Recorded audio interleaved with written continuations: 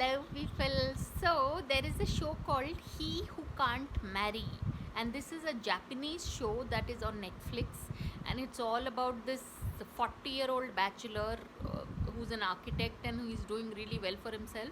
But because he is like the Hindi word would be khadus, like he's a very, whatever, that very serious faced bachelor kinds, and very cranky in his own way. He's still single, so watching this Japanese show really helps one learn Japanese, for those of us who want to learn the language.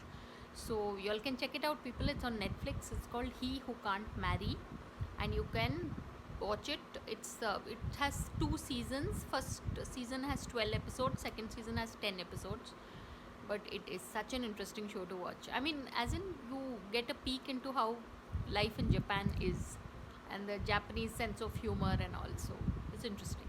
It's already crossed a 1 minute video, so do try and catch He Who Can't Marry, which is it's a Japanese show on Netflix. So on that note, thanks for watching and please subscribe.